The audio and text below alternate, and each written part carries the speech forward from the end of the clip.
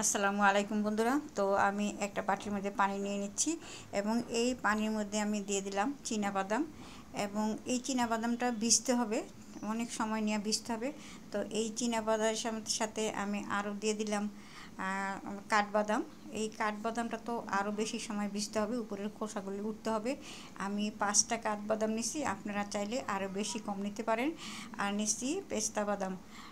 তো এই পেস্তা বাদাম আমি 5টাই নিছি। পেস্তা বাদাম না, সরি, কাজু বাদাম। আসলে আমি পেস্তা বাদাম আর কাজু বাদাম মধ্যে গুলাই ফেলি, কোনটা যে পেস্তা বাদাম আর কোনটা যে কাজু বাদাম এটা আমার ব্রেনেই থাকে না। যাই হোক, আমি আরেকটা বাটি নিচ্ছি, এই বাটির মধ্যে দিয়ে দিচ্ছি 1 কাপ পোলাও চাল এবং আরও একটা বাটি নিচ্ছি, এখানে দিয়ে দিলাম 1 কাপ সাবুদানা।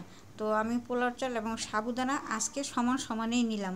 আজকে একটু অন্যরকমভাবে রান্না করব পায়েসটা। তো এইখানে আমি নিচ্ছি 1 কেজি তরল দুধ। এটা আড়ঙের দুধ নিচ্ছি, আপনারা যে কোনো দুধ নিতে পারেন, সমস্যা নাই। তো তরল দুধ দিয়েই আমি আজকে করব। তো এই দুধটা গলা হয়ে গেলে আমি হাঁড়িতে দিয়ে দিব। তো দেখেন দুধটা গলে গেছে এবং আমি হাঁড়িতে দিয়ে দিছি। তো এইখানে 1 কেজি দুধের মধ্যে আমি আরও 1 কেজি পরিমাণ পানি দিয়ে দিছি। 1 কেজি হবে না, একটু কম হবে আর কি, পানি দিয়ে দিছি। তো ধুয়ে রাখা পোলাওর চালটাও আমি এর মধ্যে দিয়ে দিলাম। তো আপনারা ভাবতেছেন যে 1 কেজি দুধের মধ্যে 1 কেজি প্রায় কাছাকাছি পরিমাণ পানি দিয়েছেন, এটা তো খেতে একটা পানসা পানসা ভাব হবে, তাই না?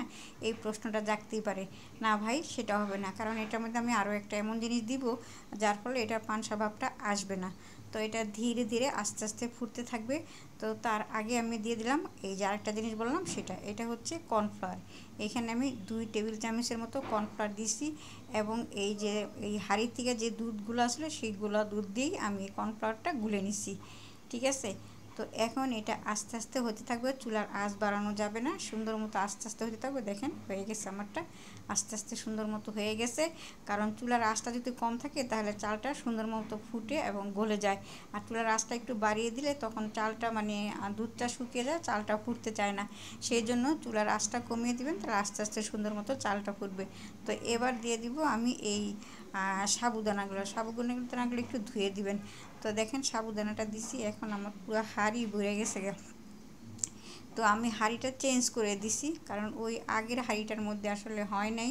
এই হাঁড়িটা চেঞ্জ করে দিতে হচ্ছে, এই হাঁড়িটা একটু বড়, তার ওইটা ছিল একটু ছোট। তো এবার দিয়ে দিছি আমি চিনি, একদম উঁচা উঁচু করে 1 কাপ চিনি দিছি।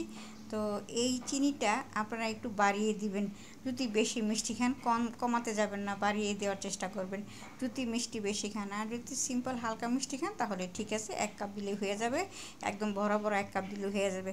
তো এখন চিনিটা গলা পর্যন্ত আমি অপেক্ষা করব, কারণ চিনিটা না গললে, নামিয়ে নিলে আবার সমস্যা আসে, তখনই একটা পানসা পানসা ভাব লাগবে।